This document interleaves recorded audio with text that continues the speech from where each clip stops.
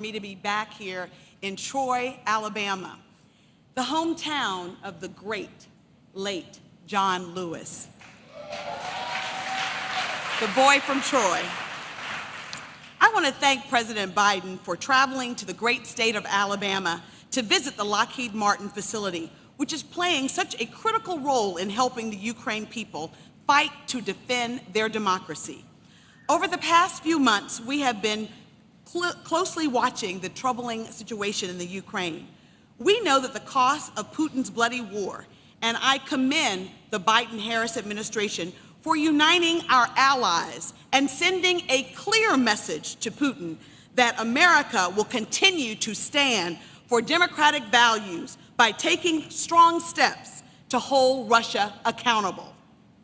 Congress has already approved billions of dollars in humanitarian, military, and economic support, but we must do more.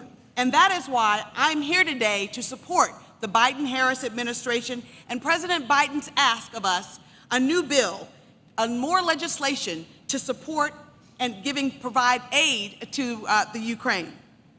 Mr. President, I look forward to continuing to work with you and my colleagues in Congress to support the people of Ukraine as they bravely defend this threat to democracy everywhere. I also would like to thank all of the Alabama workers from Lockheed Martin who have joined us today. They deserve a round of applause.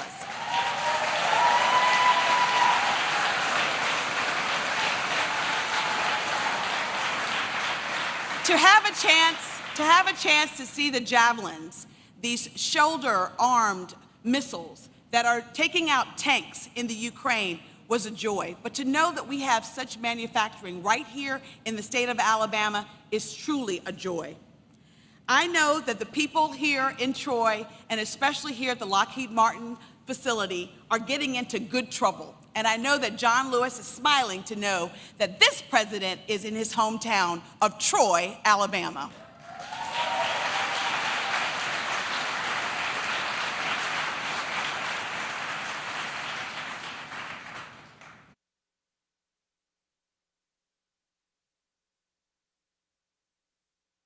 Please welcome the Chief Executive Officer of Lockheed Martin, Jim Taiclet.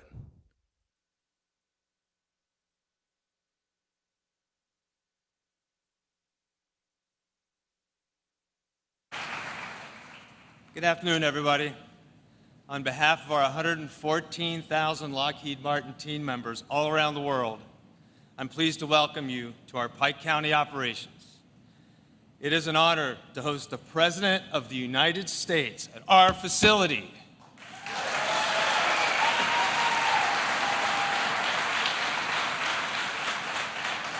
President Biden, your visit here highlights at our facility the dedicated workforce, everything that they're doing to enhance our national security and protect America's interests all around the world.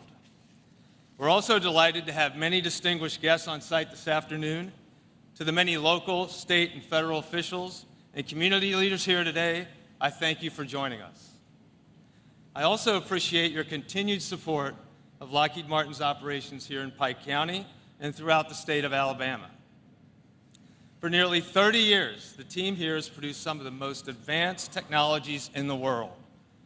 Every day, members of our U.S. military, soldiers, sailors, airmen, and our allies across the globe depend on the systems we make right here to defend against threats on land, at sea, and in the air. We're delighted to have you all here today to meet some of our 600 patriotic teammates who work diligently to support those who are standing up for freedom and democracy. From the earliest days of our company's founding, we've also been committed to working with our leaders in government to advance policies that encourage investment, innovation, and job creation. We appreciate the President's support for the United States Innovation and Competition Act. The act would help strengthen our national competitiveness, protect our intellectual property, and expand America's vital domestic semiconductor industry. Today, I also have the privilege of introducing one of those Lockheed Martin team members who embodies the spirit of Pike County operations. Linda Griffin is a senior assembler on the production line and is one of this facility's longest tenured employees. Linda, you and your colleagues should be very proud of the important work y'all do. And again, thanks to everyone here for joining us today.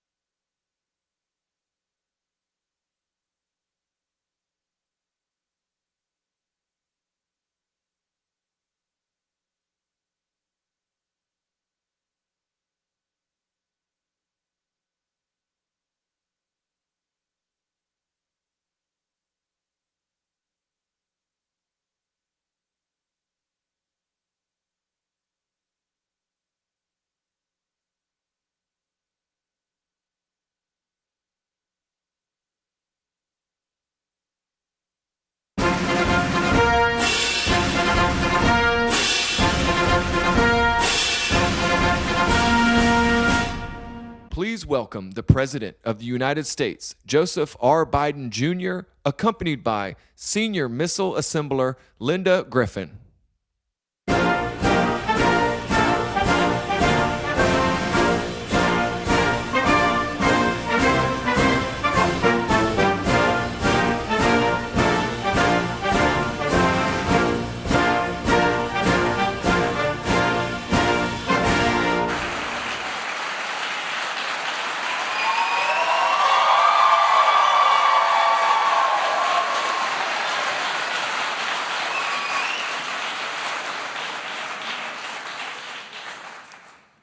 Thank you, Jim. My name is Linda Griffith, and lived in Alabama all my life. I have worked at Lockheed Martin more than 25 years. I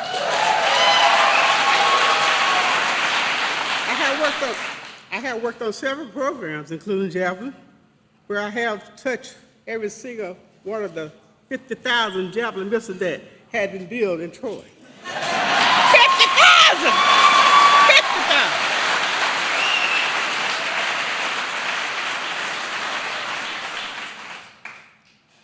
I consider my teammates family, and I can say that the entire Lockheed Martin team is honored by this special guest today. It is a great honor to introduce to you the President of the United States.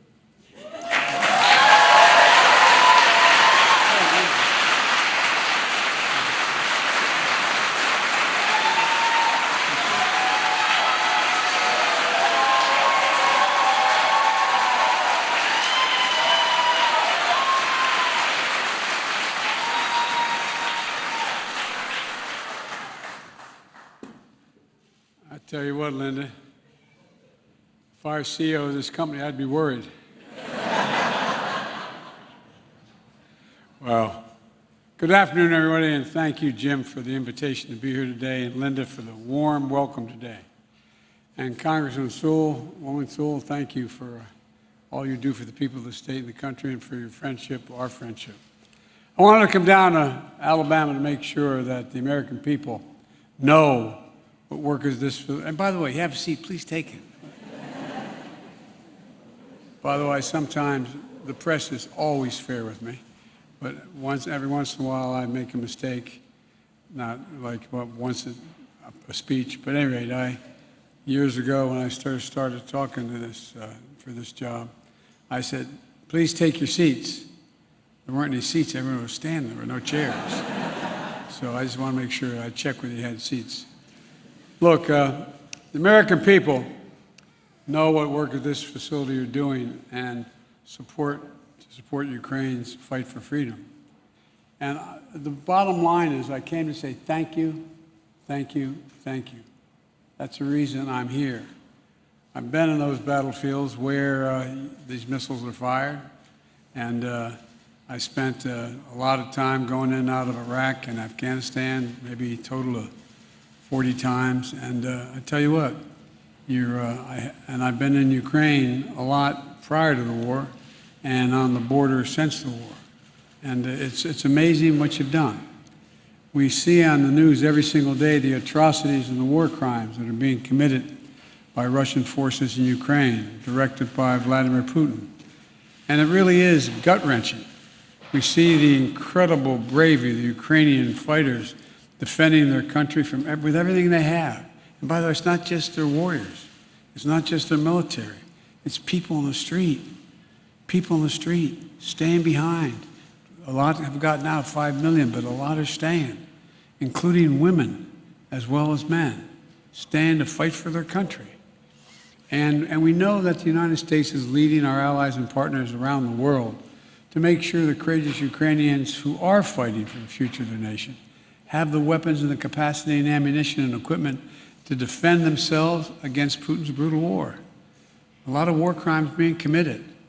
But what we don't always see, is the work that that makes so much of this possible. And that's you. It's not hyperbole, it's you. You make it possible. You make it possible for them to have a shot. You know, during World War II, the United States was known as the arsenal of democracy. There was Rosie the Riveter, who I actually got to meet, quite frankly, before she passed away, and a lot of people who, in fact, kept it going. I was a slight digression. I went over for the 50th anniversary of the end of World War II, and I was in Normandy, and I went up afterwards with to the cemetery, and I was walking by myself, and it's incredible. It's immaculate. It's perfectly manicured, and the headstones are all the same. I looked down one row, and I saw 3 names, same names, father and 2 sons, who had died in the landing. And I was bent down, and I was reading the dates of their births. And all of a sudden, I heard behind me a tinge, "Hup!" And I turned around, and there was a gentleman who had to be in his early 80s in a wheelchair, being wheeled by his son, who, big guy, looked like Hoss Cartwright, and his wife, and one other, and a daughter. And he saluted me, so I saluted him, and at the time, and I turned and I said, "Thank you for what you did. Thank you for literally saving civilization." And he put his hand on his wife, his hand was on his shoulder, and he said, no, she did it. She did it. I looked at him and said, "She built the landing craft that got us in here. She and her friends, they're the ones that did it." And he went on, and he filled up, and all of a sudden it dawned on me, you're doing it. You really are doing it. You're making a gigantic difference for these poor sons of guns who are under such enormous, enormous pressure and firepower. Those javelins I saw, there's 10 for every tank that there is in Ukraine right now. You're changing people's lives. We built the weapons. No, you really did.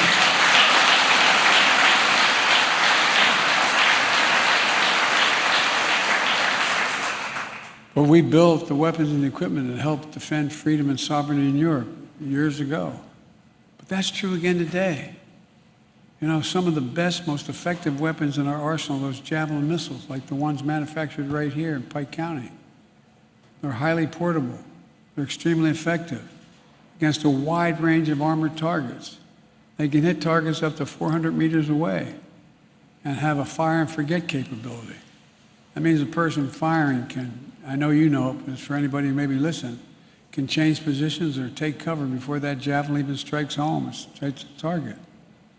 In fact, they've been so important, there's even a story about Ukrainian parents naming their children, not a joke, their newborn child, Javelin or Javelina, not a joke. So the brave people of Ukraine, including the many civilians who have taken up arms to defend their country, deserve every ounce of credit for pushing back the Russian assault and frustrating Putin's desire to dominate Ukraine. We're at an inflection point in history, for real. It comes along about every 6 or 8 generations. where things are changing so rapidly that we have to be in control. Folks, there's an ongoing battle in the world between autocracy and democracy. Xi Jinping, the leader of China, who I've spent more time with than any other world leader has, over 78 hours either in person or on the telephone with him. And the fact of the matter is, he's just as straightforward about it. He says that democracies cannot be sustained in the 21st century. Not a joke. They cannot be sustained because things are moving so rapidly. Democracies require consensus, and it's hard to get consensus. Therefore, they can't keep up with an autocracy, one-man rule.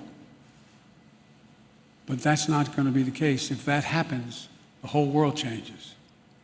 I mean, because of you, in this first really battle, if you will, for that, to determine whether that's going to happen, is because you're making it possible. You're making it possible for the Ukrainian people to defend themselves without us having to risk getting in a third world war by sending in American soldiers fighting Russian soldiers. My dad used to have an expression. He said, the only war worse than one that's intended is one that's unintended. You're allowing the Ukrainians to defend themselves. And quite frankly, they're making fools of the Russian military in many instances.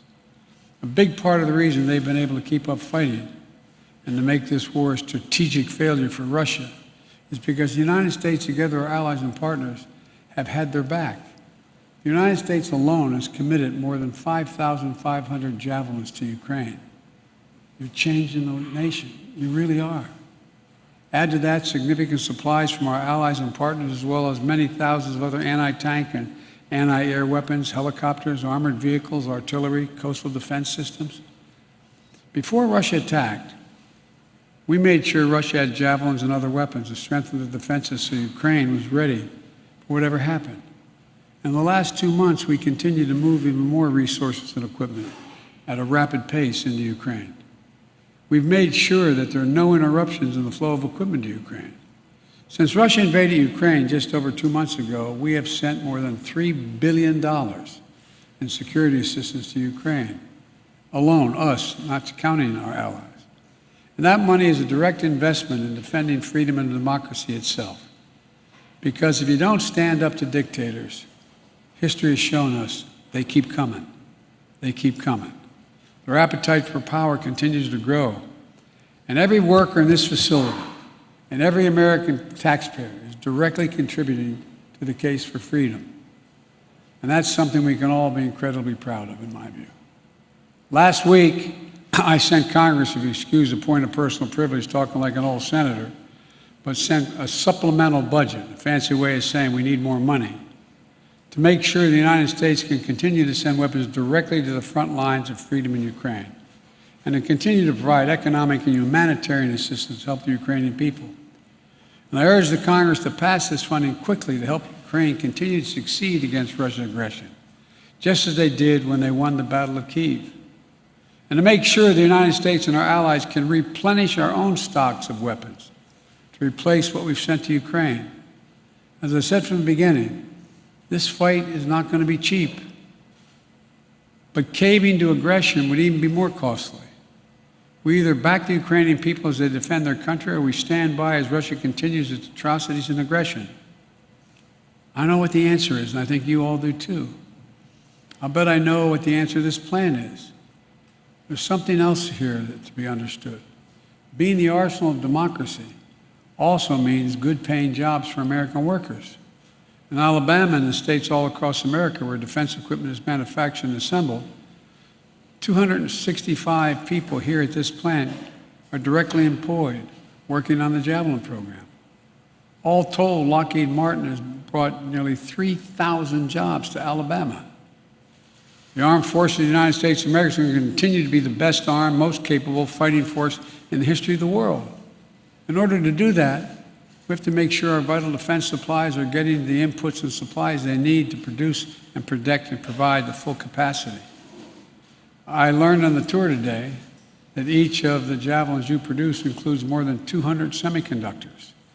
I've been a broken record, as the press will tell you, on our need to be able to produce more semiconductors in the United States. We invented the sucker, going to the moon. We, the United States. We're the one that modernized it. We've done more than anybody else. But guess what? We stopped investing in ourselves. We stopped investing in ourselves. And so now we're back in the game, making sure that we become the primary producer of those semiconductors. Computer chips that power much of our modern lives. On our phones, our cars, almost anything that has an on-off switch. And the semiconductor is critical to defense production capacity, as you all know better than I do. That's why we're making it as hard as we can for Russia to get hold of these semiconductors and advanced technologies that it could use to upgrade its military during this conflict. And why we're taking steps to make it easier to source what we need here in the United States during the global semiconductor shortage. And there's just one more reason why Congress has to act quickly to provide the emergency funding of the so-called CHIPS Act by passing a broader bipartisan innovation act so we can produce tens of millions of these chips. There's something we have to focus on, and it's something I've focused on from my early stages of our administration. I'm determined to make sure the United States holds its technological high ground in competition with other nations, especially China, as we move forward. Folks, you know, we used to invest as a nation years ago, 35 years ago. We invested 2% of our entire GDP in research and development. We do half of that now. We do half of that. We used to be number 1 in the world. Now we're number 13 in the world. My administration, we're changing that. The United States used to own the innovation field. In fact, it was the Department of Research program that established DARPA for the first development of an anti-tank missile with advanced infrared guidance systems that culminate in today's Javelin. The Bipartisan Innovation Act is going to help reverse decades-long decline in federal research and development investment. And it should create and support entire families and expand U.S. manufacturing and strengthen our national security. Where in God's name is it written that the United States can no longer be a leading manufacturer in the world? We've created, just in the last 17 months, 465,000 permanent manufacturing jobs in America. We have the best workers, the most competent employees, the best science in the world. And by funding the CHIPS Act, we're going to ensure that semiconductors, the power of the economy, and our national security are made here in America again. Today, all of the world's most advanced chips are made overseas. But the events of the past few years have proven beyond a doubt that America's security should never be held hostage to events overseas. Not a pandemic, not a war, not the politics of ambition or other countries. Fundamentally, this is a national security issue. This is one of the reasons why the Chinese Communist Party is lobbying folks to oppose this bill. And it's an issue that unites Democrats and Republicans. So let's get it done. Let's get it done. In her introduction, Linda said she personally touched every single solitary Javelin, 50,000 that have been manufactured in this plant 20 years ago. I was worried to shake your hand. I thought you might be electrocuted. But that's where they start, right here, with American skill, American craftsmanship, American patriotism.